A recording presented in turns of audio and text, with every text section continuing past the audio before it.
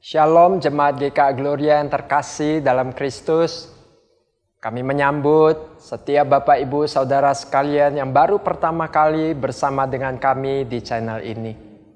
Dimanapun Anda berada, kasih Kristus menyatukan kita. Allah telah menyatakan anugerahnya di dalam Kristus kepada setiap kita. Sehingga saat ini kita diperkenan untuk datang menyembah Dia. Mari kita siapkan diri kita untuk beribadah bersama. Selamat beribadah, Tuhan memberkati.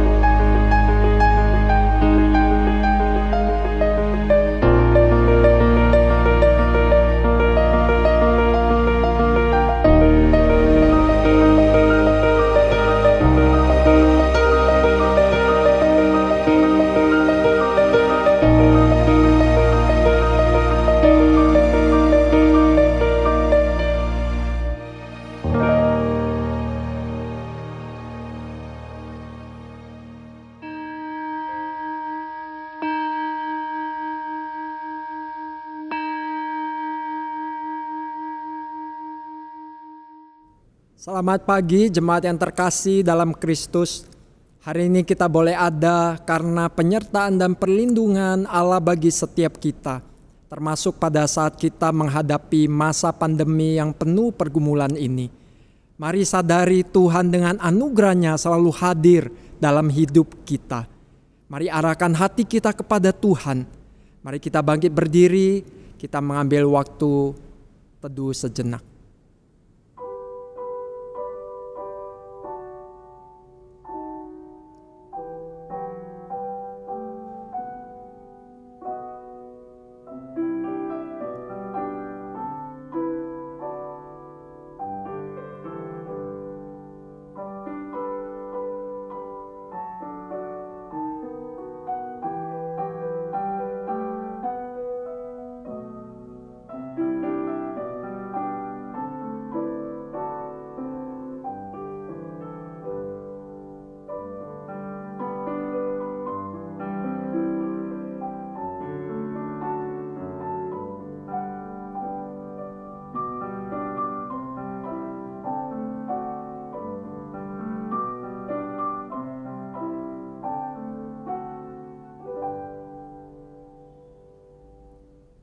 Pertolongan kita adalah dalam nama Tuhan yang menjadikan langit dan bumi.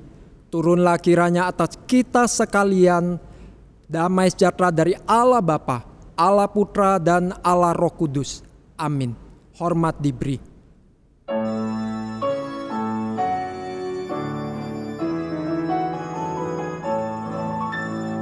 Hormat diberi bagi Bapa, Anak dan Roh Kudus, dari mula sampai sekarang dan seterusnya,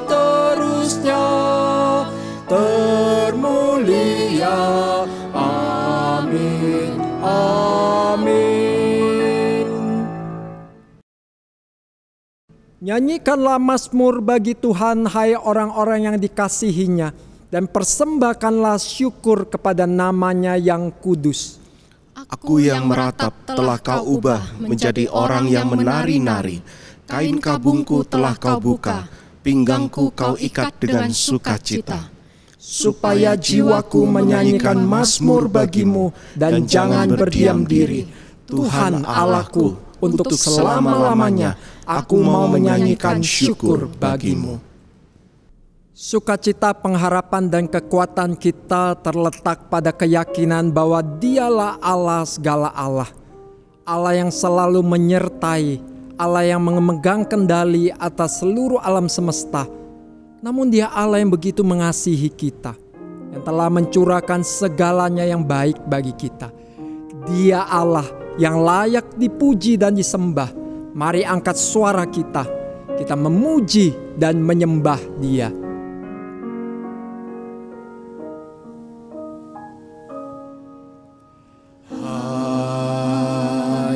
Dia Tuhan, Dialah pencipta alam semesta.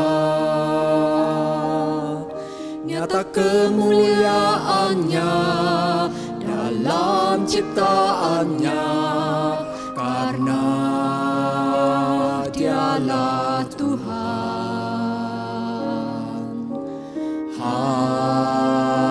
Hanya Dia Tuhan yang sikapkan semua yang tersembunyi, hal yang terbaik dan terburuk, tahu berencananya, karena Dialah Tuhan.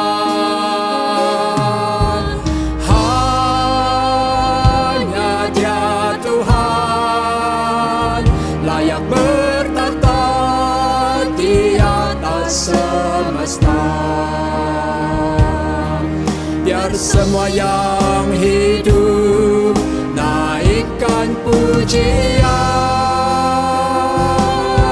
hanya Dialah Tuhan.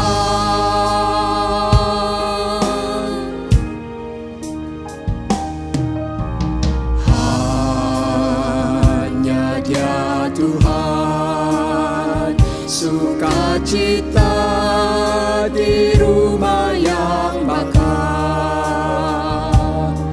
Kaulah dambaan jiwa yang tak akan pudar. Hanya Dialah Tuhan, hanya Dia Tuhan, hanya Dia Tuhan, layak bertata di atas semesta. Biar semua yang hidup naikkan pujian, hanya Dialah Tuhan. Hanya Dia Tuhan, hanya Dia Tuhan, layak bertata di atas semesta. Biar semua yang hidup naikkan pujian, hanya Dialah Tuhan. Biar semua yang hidup naikkan pujian, hanya Dialah Tuhan.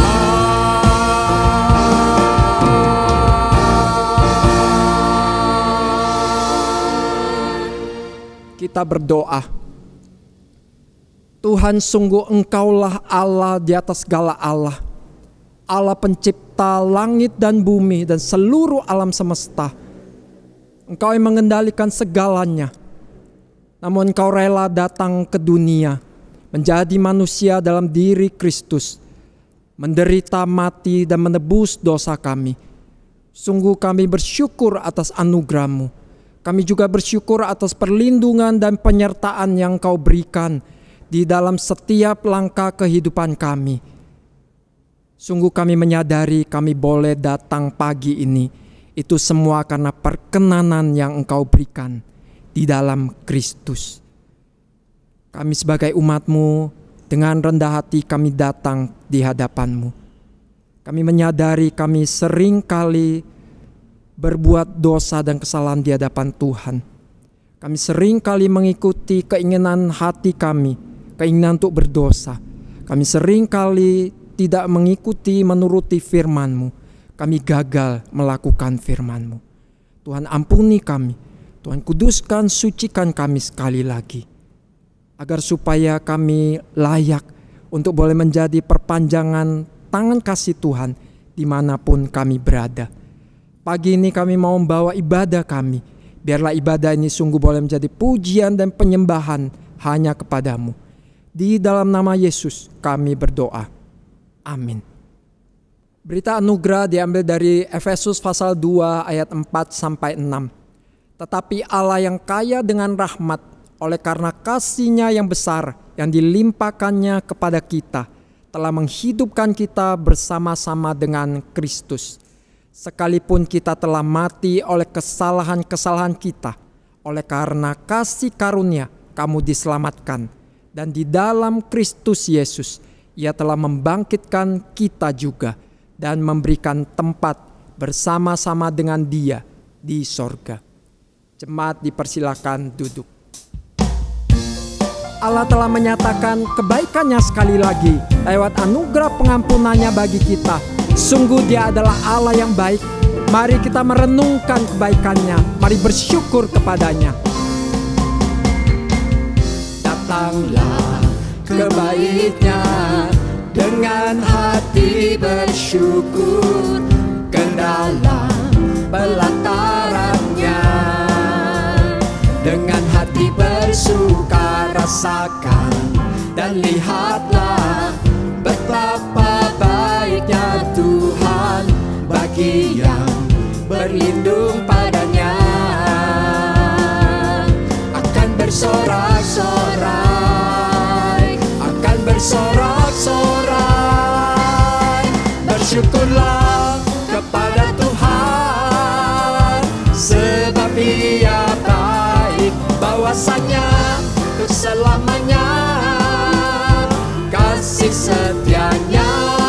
Bersyukurlah kepada Tuhan, sebab Ia baik, bahwasanya untuk selamanya kasih setia-Nya. Datanglah ke bait-Nya dengan hati bersyukur. Datanglah ke bait-Nya dengan hati bersyukur, ke dalam pelataran-Nya dengan hati bersuka. Rasakan dan lihatlah betapa baiknya Tuhan bagi yang berlindung padanya. Akan bersorak-sorai, akan bersorak-sorai. Bersyukurlah, bersyukurlah kepada Tuhan, sebab Ia baik, bahwasanya untuk selamanya kasih setia-Nya. Bersyukurlah kepada Tuhan, sebab Ia baik, bahwasanya untuk selamanya kasih setia-Nya. Bersyukurlah, bersyukurlah kepada Tuhan, sebab Ia baik, bahwasanya untuk selamanya kasih setia-Nya. Bersyukurlah kepada Tuhan, sebab Ia baik, bahwasanya untuk selamanya kasih setia-Nya. Bahwasanya untuk selamanya, bahwasanya untuk selamanya, bahwasanya untuk selamanya kasih setia-Nya.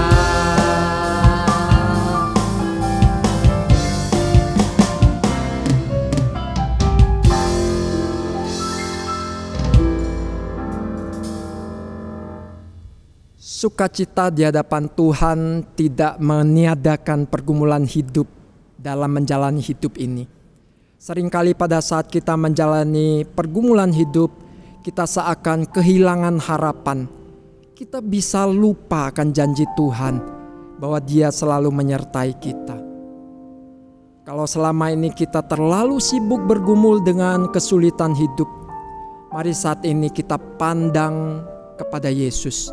Kita arahkan hati kita kepadanya. Pandanglah pada Yesus.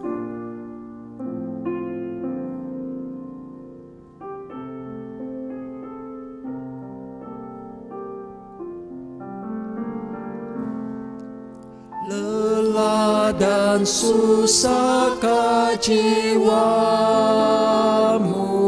serta gelap gulitaka. Pandanglah terang juru selamatmu, hidupmu kan bahagialah.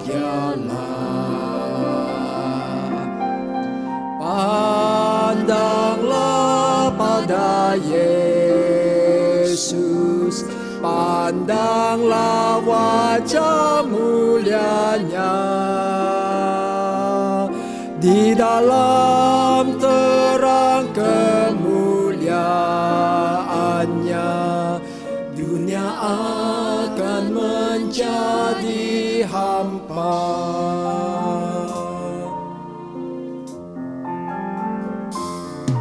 Dari maut ke hidup yang kekal, ikutlah jejak Tuhanmu.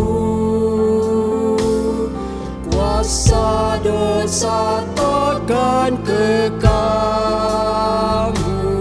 kau dapat mengalahkannya. Pandanglah pada Yesus, pandanglah pada Yesus, pandanglah wajah mulianya. Di dalam terang kemuliaannya, dunia akan menjadi hampa. Pandanglah pada Yesus, pandanglah wajah mulianya. Di dalam terang kemuliaannya, dunia akan menjadi hampa. Mari jemaat yang terkasih, kita datang secara pribadi kepada Tuhan. Kita membawa seluruh pergumulan hidup kita kepadanya.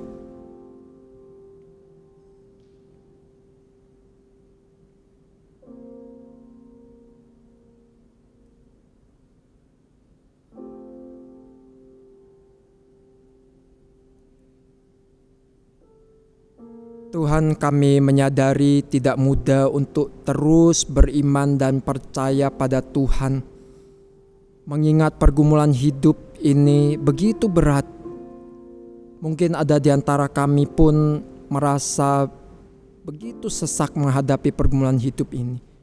Namun saat ini kami menyerahkan pergumulan hidup kami kepada Tuhan. Kami ingin belajar melihat kepada Tuhan, memandang pada Tuhan, memandang pada terang kemuliaan Tuhan. Bersama dengan jemaat semua, kami ingin datang, kami ingin berdoa buat bangsa dan negara kami. Kami mohon belas kasihan Tuhan untuk boleh melakukan pemulihan bagi negara kami. Pemulihan di ekonomi, pemulihan di bidang kesehatan, distribusi vaksin yang terus berjalan. Mohon Tuhan campur tangan. Mohon Tuhan juga berikan keamanan dan ketertiban kepada negara kami. Kami juga mau berdoa buat jemaat kami di dalam segala pergumulannya.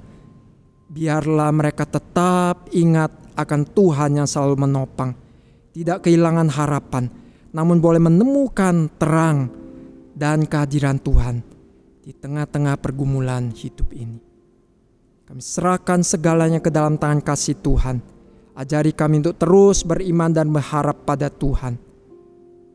Kami membawa seluruh doa dan permohonan kami menurut doa yang pernah diajarkan Tuhan Yesus kepada kami.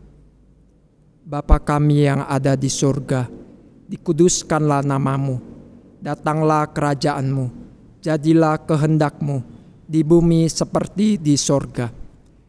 Berikanlah kepada kami pada hari ini makanan kami yang secukupnya, dan ampunilah kami akan kesalahan kami, seperti kami juga mengampuni orang yang bersalah kepada kami. Dan janganlah membawa kami ke dalam pencobaan, tetapi lepaskanlah kami daripada yang jahat, karena Engkaulah yang mempunyai kerajaan dan kuasa dan kemuliaan sampai selama-lamanya. Amin. Jemaat dipersilakan berdiri. Pengakuan iman adalah intisari dari iman dan percaya kita kepada Allah yang dinyatakan Allah kepada kita di dalam firman-Nya. Mari saat ini kita mengucapkan pengakuan iman rasuli. Aku percaya kepada Allah, Bapa yang Maha Kuasa, Khalik langit dan bumi, dan kepada Yesus Kristus, Anaknya yang tunggal Tuhan kita, yang dikandung dari Roh Kudus, lahir dari anak darah Maria, yang menderita sengsara di bawah pemerintahan Pontius Pilatus, disalibkan, mati dan dikuburkan, turun ke dalam kerajaan maut. Pada hari yang ketiga, bangkit pula dari antara orang mati, naik ke surga, duduk di sebelah kanan Allah, Bapa yang Maha Kuasa, dan dari sana Ia akan datang untuk menghakimi orang yang hidup dan yang mati. Aku percaya kepada Roh Kudus, gereja yang kudus dan am, persekutuan orang kudus, pengampunan dosa, kebangkitan tubuh, dan hidup yang kekal. Amin. Jemaat dipersilakan duduk. Allah kembali beranugerah untuk menyatakan diri-Nya lewat firman-Nya kepada kita. Mari saat ini kita menyiapkan hati kita untuk boleh menerima firman Tuhan. Mari katakan pada Tuhan, kami mau mendengar suara-Mu, kami mau mendengarkan firman-Mu.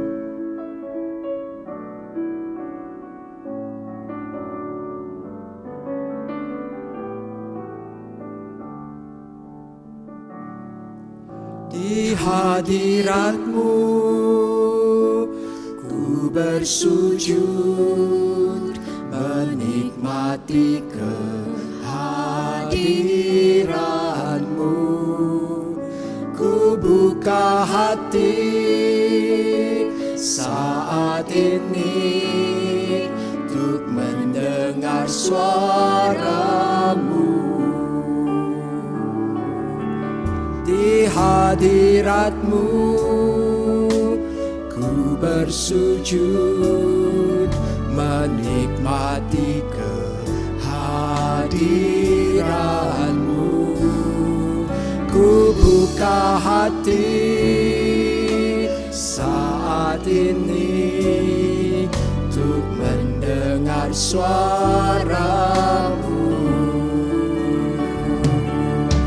Firman-Mu Tuhan, ya sungguh benar, menerangi jalanku.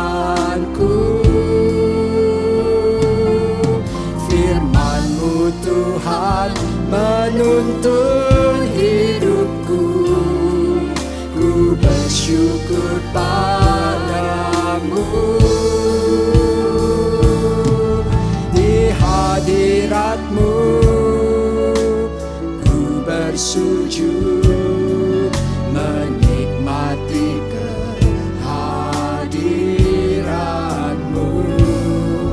Ku buka hati saat ini untuk mendengar suara-Mu.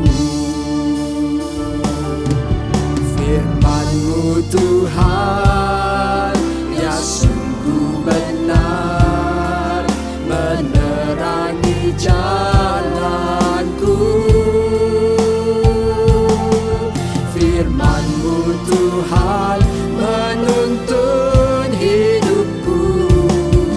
Ku bersyukur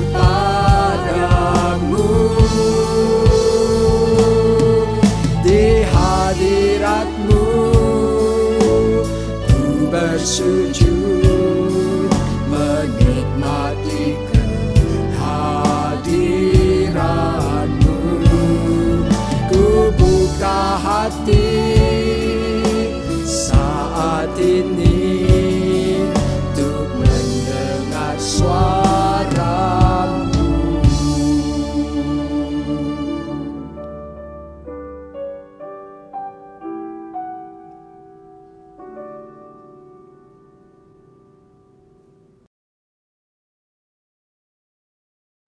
Mari Bapak Ibu, sebelum kita belajar bersama-sama firman Tuhan, kita kembali tundukkan kepala dan kita berdoa. Bapa di sorga, terima kasih. Satu kali lagi Tuhan berikan kepada kami kesempatan untuk kami boleh belajar kebenaran firman Tuhan. Yang kami percaya firman inilah akan menolong kehidupan kami untuk semakin mengenal Engkau, semakin hidup di dalam Engkau, semakin beriman kepada Engkau. Dan kami rindu iman itulah yang kemudian boleh kami wariskan, kami teladankan di dalam kehidupan setiap keluarga kami. Tuhan tolonglah berkati setiap kami, berkati juga hamba-Mu di dalam segala kelemahan dan keterbatasannya. Pakailah untuk boleh menyatakan segala kebenaran-Mu, sehingga kami semua Tuhan hanya belajar dari Engkau sendiri. Ini doa kami Tuhan, kami serahkan semuanya di dalam nama Tuhan kami Yesus Kristus. Amin. Bapak Ibu dan rekan-rekanku sekalian, hari ini firman Tuhan akan didasarkan dari kitab Ulangan pasal yang ke-6, ayat yang ke-4 hingga ayat yang ke-9. Ulangan pasal yang ke-6, ayat ke-4 hingga ayat yang ke-9. Saya mengundang setiap kita boleh bersama-sama memperhatikan bagian firman Tuhan ini, baik melalui Alkitab kita masing-masing, ataupun juga melalui bagian layar LCD. Demikian bunyi firman Tuhan.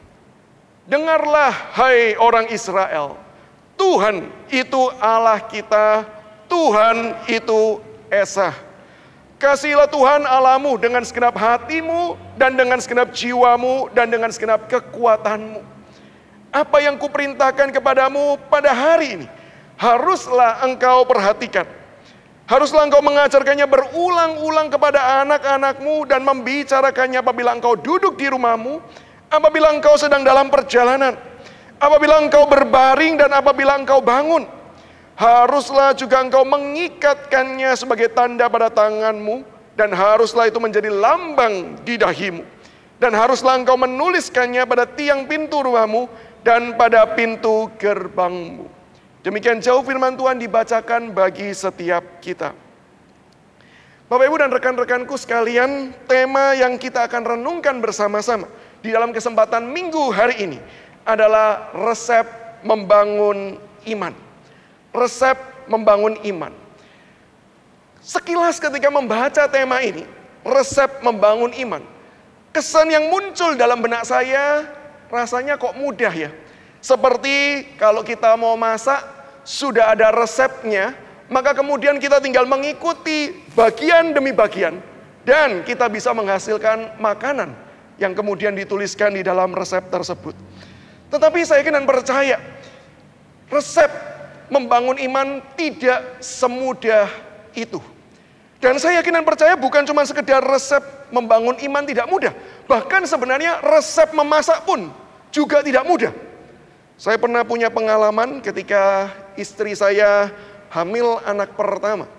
Itu pengalaman yang menarik karena istri saya sangat anti dengan semua jenis bau-bauan yang ada, sehingga dia tidak bisa memasak. Dan pada waktu itu saya mencoba untuk kemudian membantu istri saya memasakkan makanan untuk dia. Lalu kemudian saya tanya, coba kamu pingin makan apa? Dan jangan yang sulit-sulit, bikin yang mudah-mudah saja. Maklum belum pernah memasak. Maka kemudian istri saya berkata, oke dah, coba bikinkan sup saja buat saya. Lalu saya berkata, oke, gampang kalau cuman sup, cemplung, beres. Maka saya buka gadget saya coba pelajari di YouTube, dan kemudian saya mencoba untuk mengikuti apa yang kemudian diinstruksikan di sana. Ada resepnya, bahkan bukan sekedar resepnya, ada tutorialnya. Tapi Bapak Ibu, setelah saya selesai memasak, saya panggil istri saya, yuk makan. masakan suamimu ini. Dan ketika dia makan, saya tanya, bagaimana rasanya? Dan kemudian istri saya tanya, kamu sudah coba belum? Setelah dia makan, terus dia tanya, kamu sudah coba belum? Saya bilang, belum. Silakan kamu coba. Dia nggak mau menjawab, dia minta saya coba sendiri. Dan ketika saya coba, saya baru tahu, itu sup. Sudah saya ikuti resep masaknya. Sudah saya ikuti tutorialnya. Tetapi jadinya tetap bukanlah sup. Itu air putih yang di dalamnya ada wortel, kentang, dan potongan ayam. Sehingga Bapak Ibu, saya yakin dan percaya pengalaman ini mengajar saya. Resep masak pun itu tidak mudah untuk diikuti. Apalagi ketika kita berbicara tentang resep iman. Di mana kita tahu iman itu adalah urusan personal seseorang dengan Tuhan. Iman tidak lahir secara otomatis ketika keluarganya beriman, maka anak-anaknya juga pasti beriman. Belum tentu demikian. Maka tidak mudah untuk seseorang itu bisa mengajar, membangun, dan mendewasakan iman di dalam kehidupan keluarganya. Gak heran, di dalam fakta realita, kita melihat ada banyak orang tua yang sudah mencoba melakukan yang terbaik untuk anak-anaknya. Mencoba untuk mengajarkan apa yang kemudian menjadi iman keyakinannya. Tetapi bukankah hasilnya tidak seperti yang diinginkan dan diharapkan? Bahkan beberapa contoh anak-anak dari hamba Tuhan, rohaniwan, justru kemudian mereka meninggalkan imannya. Mereka kemudian tidak lagi mau percaya kepada Tuhan yang disembah di dalam keluarga mereka, yaitu Tuhan Yesus Kristus. Dan mereka kemudian menjadi orang-orang yang entah berpandangan yang lain atau bahkan tidak beragama. Sehingga satu hal, sekali lagi, ini tema yang tidak mudah untuk kita hidupi di dalam kehidupan setiap kita. Apalagi kemudian ketika kita tahu bahwa iman itu merupakan anugerah yang Tuhan percayakan kepada seseorang. Bukan hasil usaha manusia, tetapi anugerah Allah. Sehingga mau tidak mau, satu prinsip paling mendasar yang saya ingin tekankan di awal, ketika kita berbicara tentang bagaimana kita membangun kehidupan iman di dalam keluarga. Dasar paling utama adalah doa. Tanpa doa, maka saya yakin dan percaya, disitulah kita tidak bisa berdaya dan tidak bisa berbuat apa-apa. Tetapi kalau ditanya, apakah peranan orang tua berarti hanya sekedar berdoa untuk anak-anaknya? Apakah tidak ada sebuah peran lain yang bisa dikerjakan oleh para orang tua di dalam membangun kehidupan iman dalam keluarganya? Maka saya percaya ada. Doa merupakan fondasi atau dasar. Dan di atasnya kita bisa mengerjakan beberapa hal sebagaimana yang firman Tuhan ajarkan. Apa yang menjadi peran dari orang tua di dalam menumbuhkan, membangun kehidupan iman? Saya ingin mengajak kita melihat 3 hal. Yang pertama, peran yang pertama yaitu kita sebagai orang tua berperan untuk memperkenalkan Tuhan yang benar. Memperkenalkan anak-anak kita, memperkenalkan keluarga kita kepada Tuhan yang benar, Tuhan yang tepat.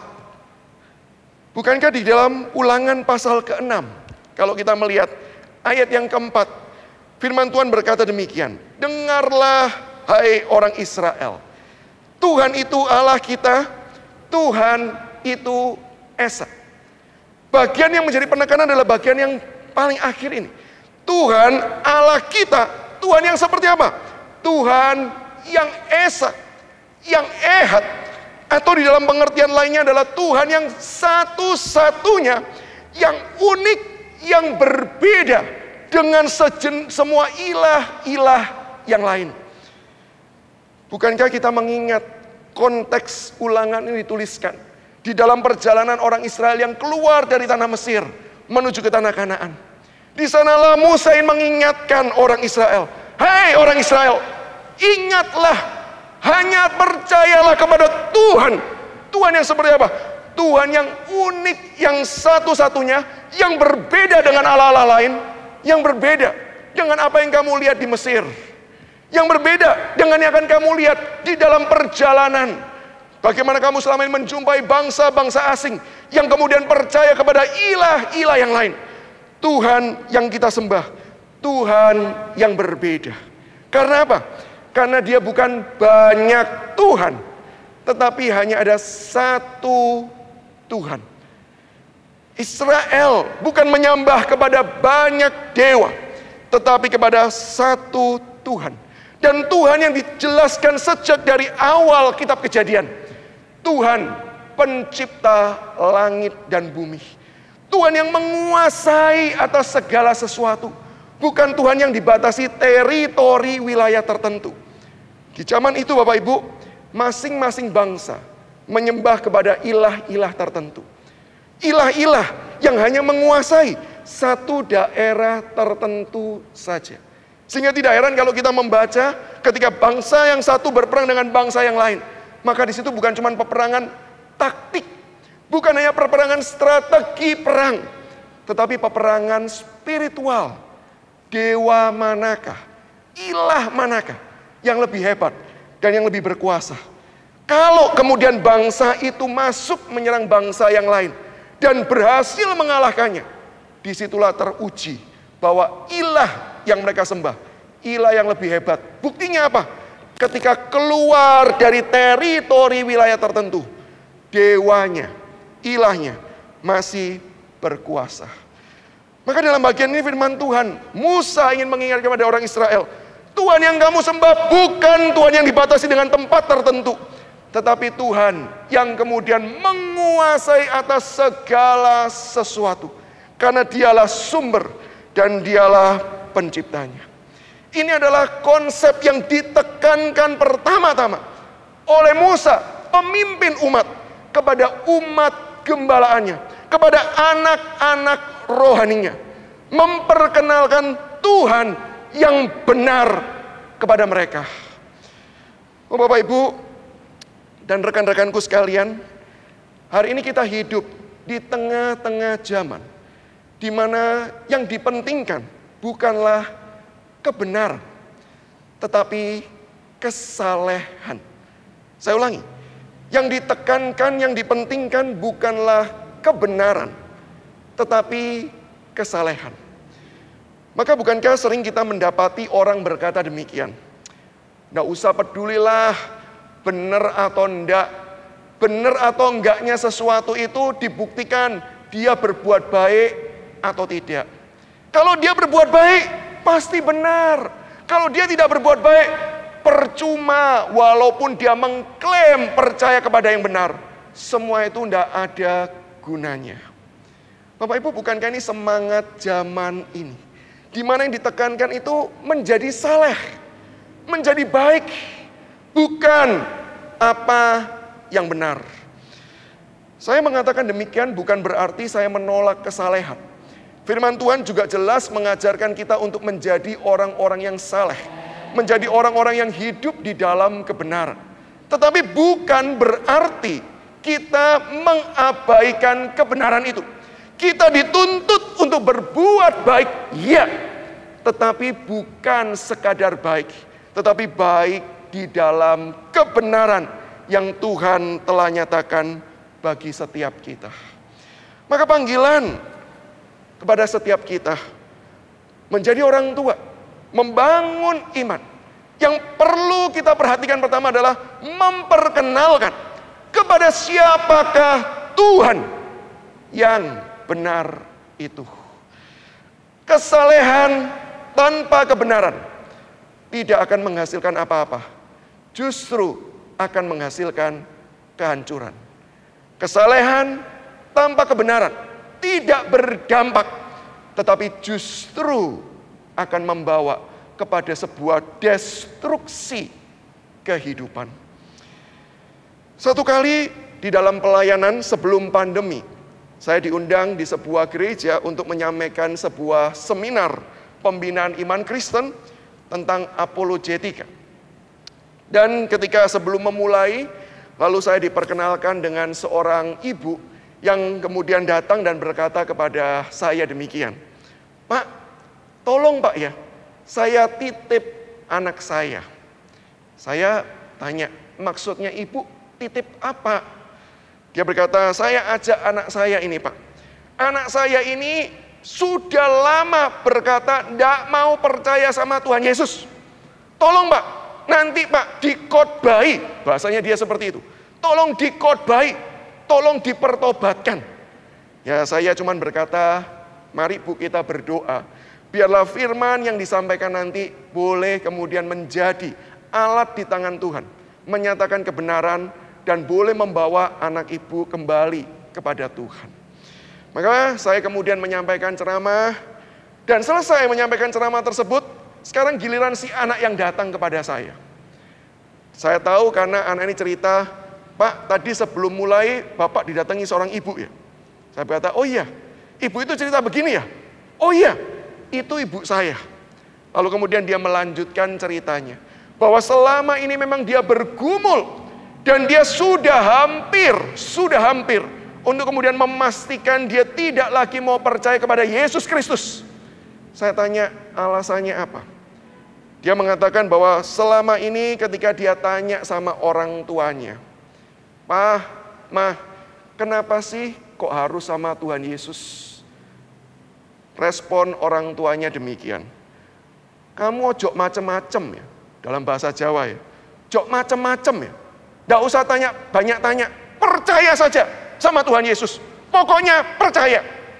Dan itu kemudian menggelisahkan si anak yang terus bertanya, "Kenapa kok harus Tuhan Yesus? Kenapa dia yang benar? Kenapa bukan yang lain?" Dan dia tidak mendapatkan jawaban yang kemudian bisa menjelaskan semua hal tersebut. Bisa menjadi penjelasan logika, intelektual bagi dia. Dan disitulah dia menyimpulkan, iman Kristen itu iman yang memaksa. Iman Kristen itu iman yang tidak benar. Karena iman Kristen itu iman yang kemudian menakut-nakuti orang. Maka dia berkata, dia hampir saja memutuskan untuk dia tidak lagi mau percaya. Tetapi dengan mengikuti sesi itu dia berkata, saya mulai sedikit mendapat pencerahan. Saya mulai sedikit tahu kenapa harus Tuhan Yesus. Dan kemudian saya menantang dia untuk menggumulkan lebih lanjut dan untuk belajar lebih lanjut terkait dengan iman kekristenan. Bapak Ibu, ketika kita sebagai orang tua, kita tidak mendidik, menunjukkan kebenaran iman yang kita percayai, maka disitulah kita sedang gagal membangun kehidupan iman di dalam keluarga kita. Mari kita belajar dan bersandar dengan pertolongan dan anugerah Tuhan. Untuk kita boleh terus-menerus mengajar, mengarahkan, mendidik di dalam pengenalan yang benar akan Tuhan. Dan pertanyaan yang penting yang perlu kita jawab saat ini, apakah kita sendiri sudah mengenal Tuhan yang benar atau belum?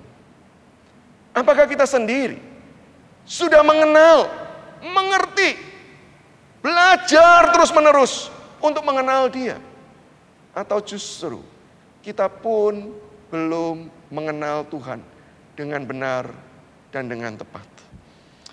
Ini yang pertama. Kita sebagai orang tua punya tanggung jawab untuk memperkenalkan Tuhan yang benar. Dan yang kedua, kita perlu memperkenalkan bukan hanya melalui pengajaran, tetapi juga melalui pengalaman. Bukan hanya sekedar pengajaran, tetapi pengalaman. Bagian firman Tuhan dengan jelas mengatakan, kamu harus kemudian mengajarkannya berulang-ulang. Sehingga sudah pasti, bahkan di poin yang pertama tadi kita lihat, kita perlu mengajar, kita perlu menjelaskan, kita perlu memberitahu siapakah Tuhan yang benar, Tuhan yang kita sembah itu. Tetapi bukan sekadar mengajar, tetapi juga melalui pengalaman kehidupan. Kalau kita mengingat orang Israel yang kemudian keluar dari tanah Mesir. Yang kemudian dikatakan Tuhan Allahmu yang mengeluarkan engkau. Dia Tuhan yang esa, Dia Tuhan yang unik, Dia Tuhan yang berbeda dari yang lain. Tuhan seperti apakah? Musa bukan mengajar dengan doktrin saja. Musa bukan mengajar dengan teori. Tapi bukankah Musa menunjukkan pengalaman hidup yang sudah mereka lewati. Bagaimana Tuhan yang luar biasa itu melepaskan orang Israel dengan cara yang ajaib. Tuhan menunjukkan melalui pengalaman hidup bahwa Dia adalah Allah yang benar. Dia adalah Allah yang satu-satunya yang berkuasa. Dia Allah yang melepaskan dengan tulah-tulah kepada bangsa Mesir. Dia Allah yang membukakan laut supaya orang Israel bisa berjalan. Dia adalah Allah yang kemudian memelihara melalui tiang awan dan tiang api. Orang Israel belajar mengenal Tuhan. Bukan sekedar melalui pengajaran, tetapi juga melalui pengalaman kehidupan. Dan saya percaya ini juga diperlukan oleh anak-anak kita, keluarga kita. Bukan sekedar belajar teori, tetapi belajar mengenal Allah melalui pengalaman kehidupannya. Satu kali anak saya yang pertama, dia menginginkan sesuatu di dalam masa ulang tahunnya dia. Lalu kemudian dia berkata, aku kok kepingin ini ya. Lalu kemudian kami sekeluarga mengajak dia, ayo kamu berdoalah. Yang diminta itu bukan sebuah benda, sebuah barang, tetapi ada sebuah momen khusus. Dia pingin sesuatu gitu. Maka kemudian kami mengajak dia, yuk doa. Karena Dedi dan Mami tidak bisa memberikan semuanya itu. Tuhan yang sanggup memberikan. Maka dia mulai berdoa selama beberapa waktu. Sampai kemudian di waktu yang kemudian dia inginkan. Dan secara luar biasa, Tuhan memberikan hal tersebut kepada dia. Sehingga kemudian respon anak saya berkata demikian. Dedi, ternyata memang benar ya yang Dedi katakan. Tuhan itu Tuhan yang mendengarkan doa. Buktinya apa? Buktinya saya minta ini. Dan kemudian Tuhan memberikan. Pengalaman itu kemudian membekas di dalam hatinya. Dan itu yang kemudian menolong dia belajar mengenal Tuhan. Bukan sekedar melalui Alkitab yang dibaca. Bukan sekedar melalui firman Tuhan yang didengarkan melalui pengajaran ataupun melalui khotbah. Tapi dia melihat apa yang diajarkan. Itu juga yang dialami di dalam kehidupannya. Demikian juga dengan anak kedua saya. Anak kedua saya ini seorang yang senang memelihara hewan. Kami sekeluarga sebenarnya tidak terlalu senang memelihara hewan. Akhirnya karena anak kedua saya senang gitu ya, kami cari hewan yang kami anggap paling tidak menyusahkan. Yaitu ikan. Ikan kan terbatas pada akuarium, tidak akan lari kemana-mana. Kalaupun kotor tinggal membersihkan akuarium, beres. Maka kami mulai berikan dia ikan. Dan dia senang sekali, dia rawat ikannya itu. Sampai satu kali, tidak tahu karena faktor apa. Sampai sekarang kami juga nggak tahu. Ikannya itu sakit. Kami tahu sakit karena ketika diberikan makan, ikannya itu nggak mau naik ke atas untuk mengambil makanannya. Dia tetap di bawah sambil posisinya itu agak miring-miring begitu. Dan dia nggak mau gerak, seolah-olah sudah hampir mati. Kadang-kadang bergerak, kadang-kadang diam, lebih banyak diamnya. Maka kemudian dia sedih sekali, dia sedih. Lalu kemudian kami sekeluarga mengajak dia, yuk doa yuk. Anak saya bilang, ini gimana kalau dia nanti ikannya mati? Kami kuatkan dia sebelum ajak dia doa, enggak apa-apa kita doa dulu. Tapi kekhawatiran dia cukup besar. Sehingga kemudian kita bilang, oke, coba kita lihat di Google ya, Google ngajarin apa. Dan yang kami temukan di Google justru diberikan satu instruksi. Pergi ke dokter hewan. Bapak Ibu, ini pandemi, kami menghindari dokter.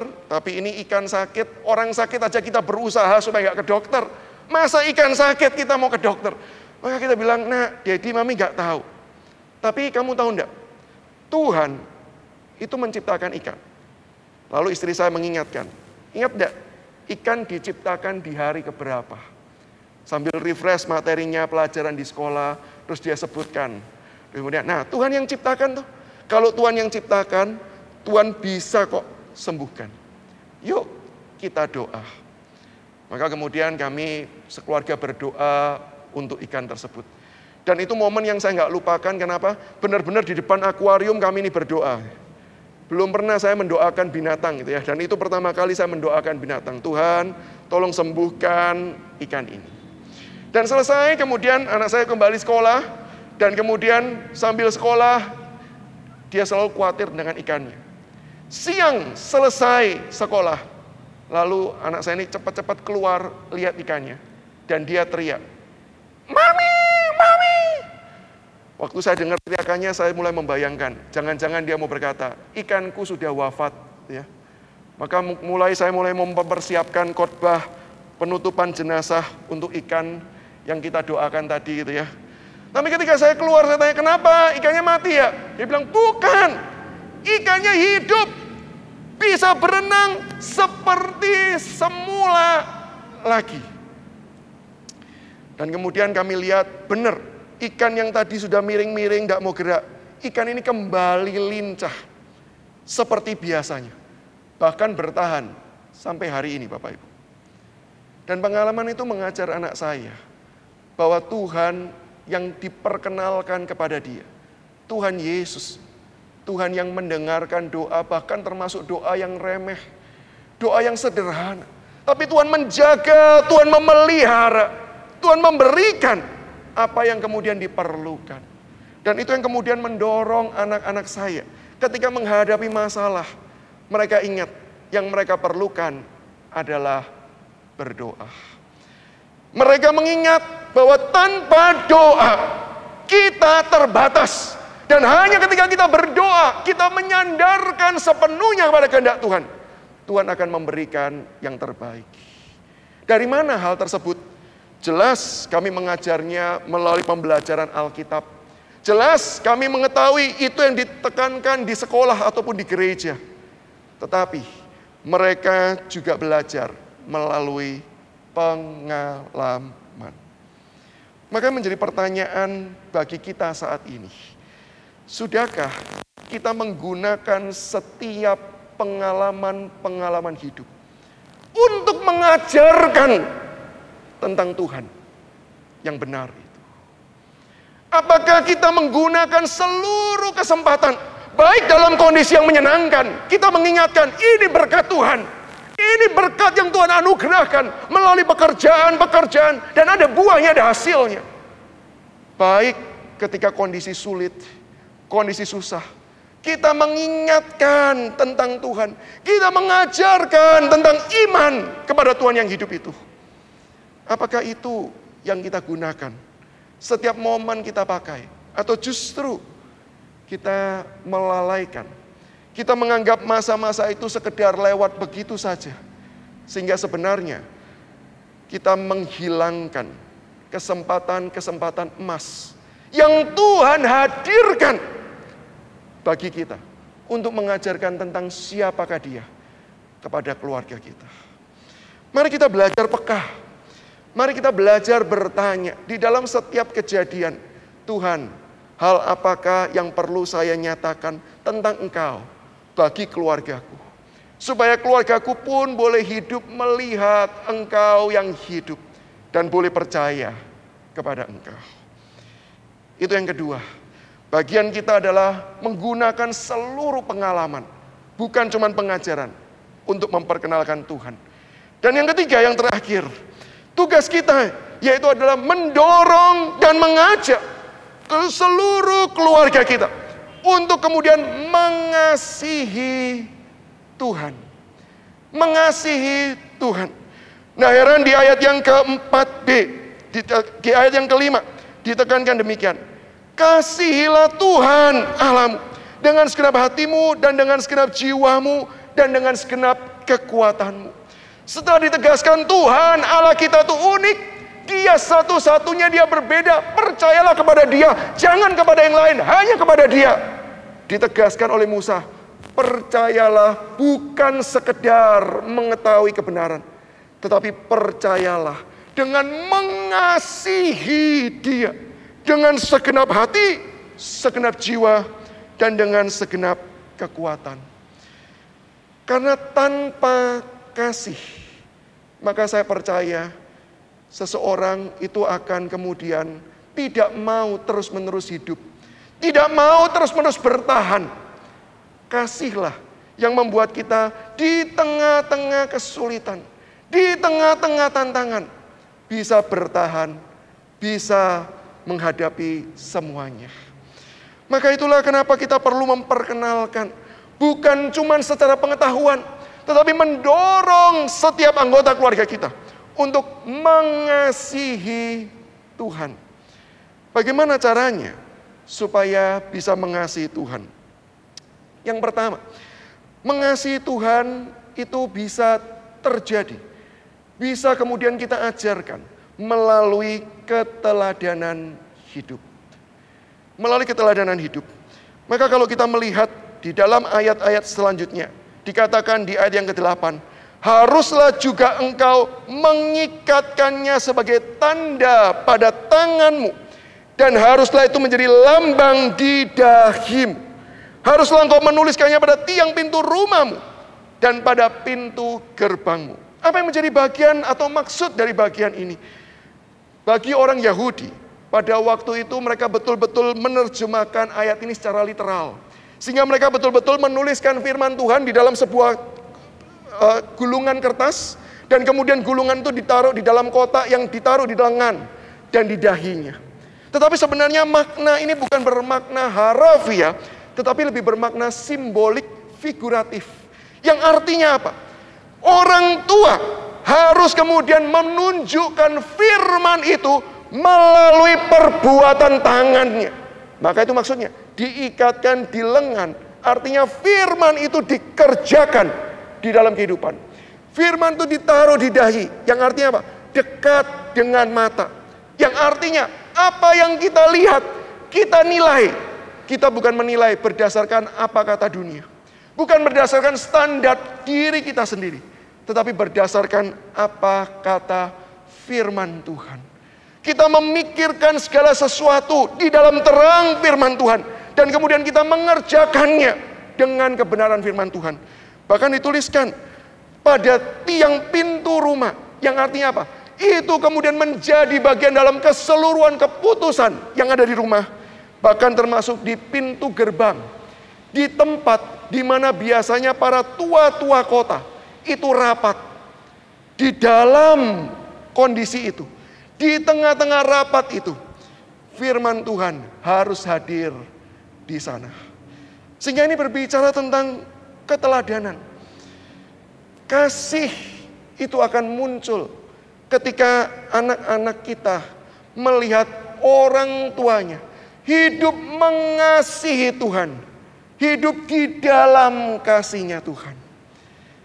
Kalau kita tidak mengasihi Tuhan, orang tua tidak hidup di dalam kasih Tuhan, maka nggak heran, meskipun sang anak diajar terus-menerus cintai Tuhan, itu merupakan sebuah pembelajaran yang sulit untuk kemudian mereka terima, karena mereka tidak melihat teladan di dalam kehidupan.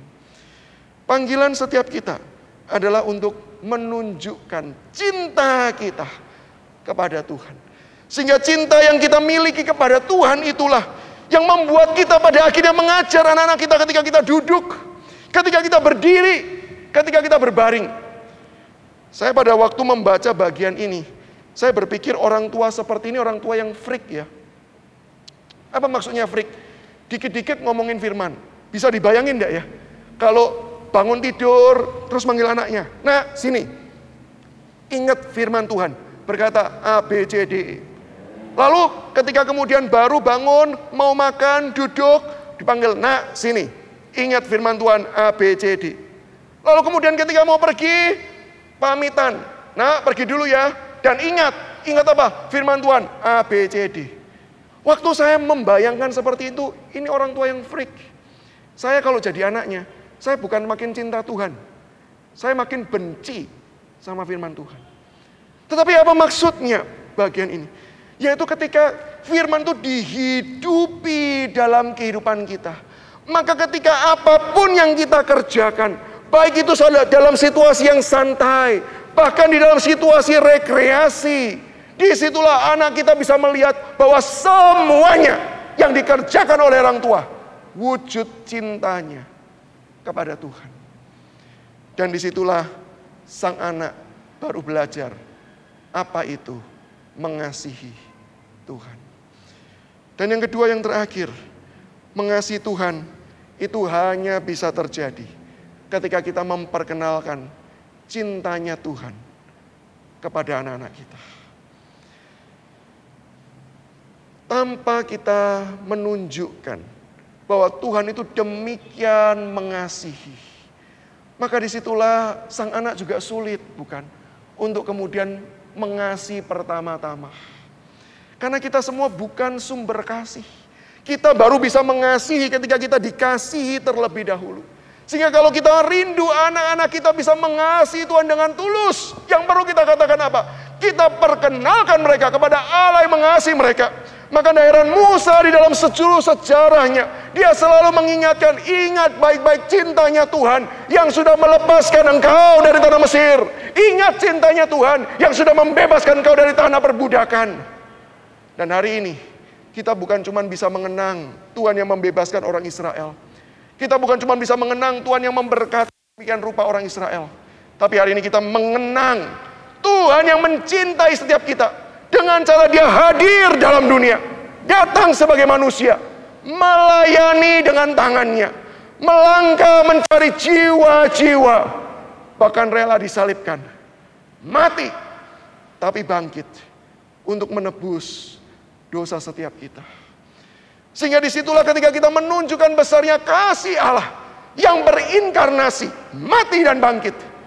Disitulah kita menunjukkan ini kasih yang benar-benar total. Kasih yang sungguh luar biasa. Kasih yang bahkan jauh melebihi daripada kasih orang tua.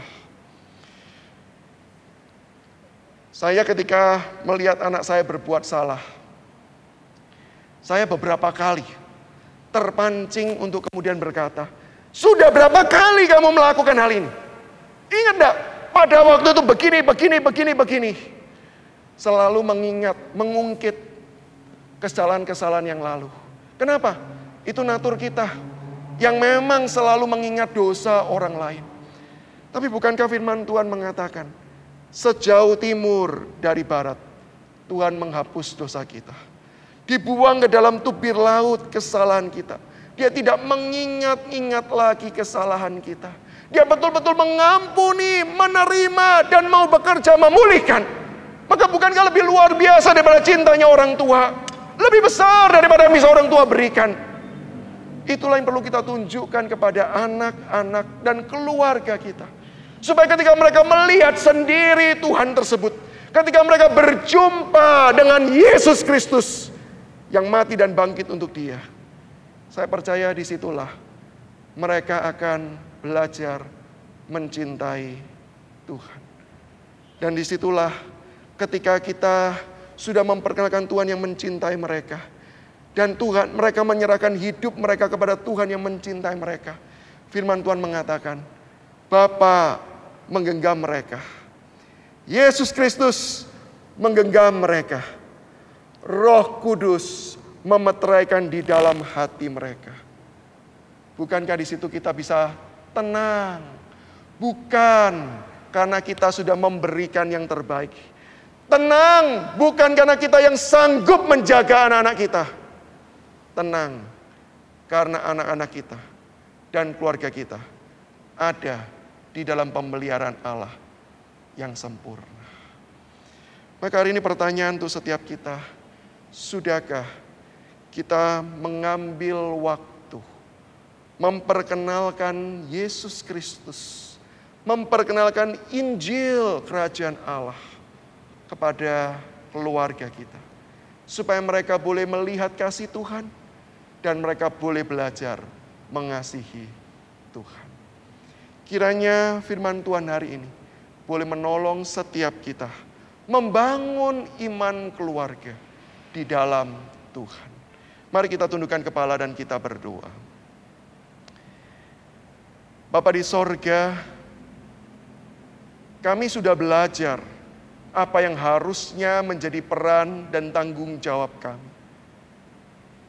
Tapi kami harus jujur mengakui ya Tuhan, bahkan melakukan semua hal itu, kami tidak mampu, kami tidak berdaya. Maka kami mohonkan ya Tuhan, kami yang sudah dijelaskan, diterangi akan kebenaran firman Tuhan. Berikan kami anugerah, berikan kami kekuatan, berikan kami topangan untuk hidup di dalam firman Tuhan. Hidup melakukan firman Tuhan. Sehingga melalui hidup kami ya Tuhan, disitulah seluruh anggota keluarga kami boleh melihat Engkau dengan semakin jelas. Melalui pemberitaan Injil kami, seluruh anggota keluarga kami boleh mengenal akan Tuhan yang hidup, yang penuh kasih. Ini doa setiap kami Tuhan. Kami naikkan semuanya hanya di dalam nama Yesus Kristus, Tuhan dan Juru Selamat kami yang hidup. Amin. Mari saat ini kita bersyukur kepada Tuhan. Kita membawa persembahan kita kepada Tuhan. Jemaat bisa memberikan persembahan dengan cara scan QRIS atau transfer ke rekening gereja yang tertera berikut ini. Mari kita bawa persembahan kita.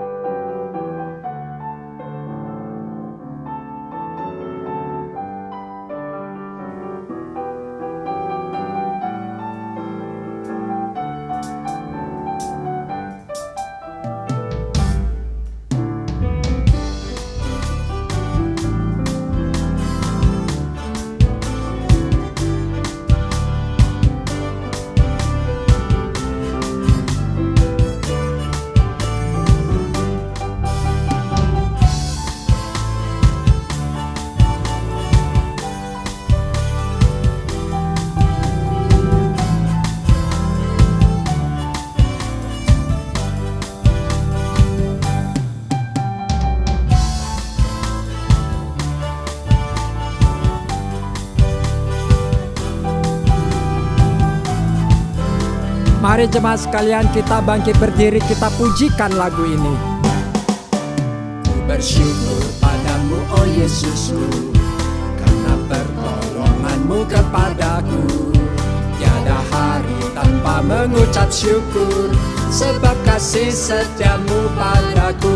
Biar bumi pun bergoyang dan langit pun bergoncang, ku kan tetap setia, pegang teguh janji-Mu Tuhanku. Biar gunung pun beranjak dan badai pun mengamuk, tetapi firman-Mu tetap kekal selama-lamanya. Bersyukur padamu oh Yesusku, karena pertolongan-Mu kepadaku. Tiada hari tanpa mengucap syukur, sebab kasih setiamu padaku. Biar bumi pun bergoyang dan langit pun bergoncang, ku kan tetap setia, pegang teguh janji-Mu Tuhanku. Biar gunung pun beranjak dan badai pun mengamuk, tetapi firman-Mu tetap kekal selama-lamanya. Mari kita bawa persembahan kita di dalam doa. Tuhan, sungguh kami bersyukur untuk kasih setia Tuhan yang Tuhan senantiasa nyatakan di dalam hidup kami. Tuhan, sungguh kami bersyukur untuk pasangan yang masih bersama dengan kami. Kami bersyukur untuk anak-anak, untuk keluarga, untuk kebersamaan di dalam keluarga. Kami bersyukur untuk kebutuhan hidup hari demi hari yang masih tercukupi sampai hari ini ya Tuhan. Kami bersyukur untuk pekerjaan yang masih Tuhan percayakan. Kami bersyukur untuk kehidupan kami. Tuhan, pada saat ini kami datang, kami ingin persembahkan kepada Engkau uang benda mati sebagai bentuk syukur kami kepada Tuhan. Tuhan yang kuduskan, Tuhan yang berkati, Tuhan yang limpahkan benda mati ini supaya boleh menjadi alat untuk menyatakan kemuliaan Tuhan lewat gereja kami. Tuhan, inilah doa syukur kami. Kami persembahkan, kami berikan hanya di dalam nama Yesus. Kami berdoa. Amin. Bagi Dia satu-satunya Allah yang penuh hikmat oleh Yesus Kristus, segala kemuliaan sampai selama-lamanya. Amin.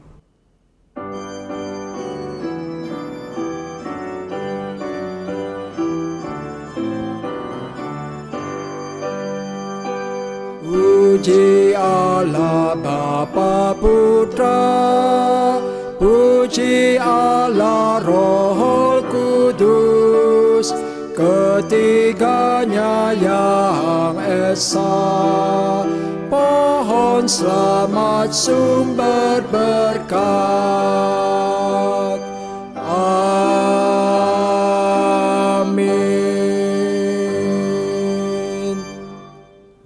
Sidang jemaat yang dikasihi oleh Tuhan, mari kita bangkit berdiri.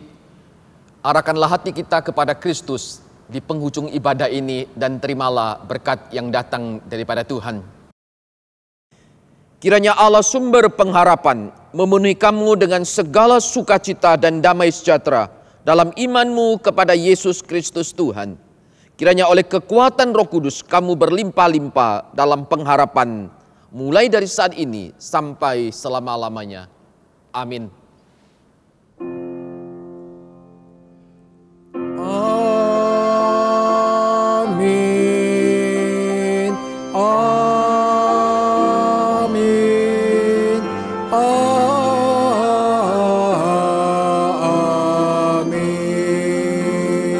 Amin.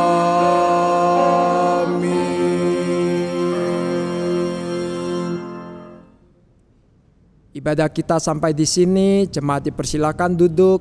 Mari senantiasa hidup bagi Tuhan dan menyenangkan Tuhan dalam hidup kita.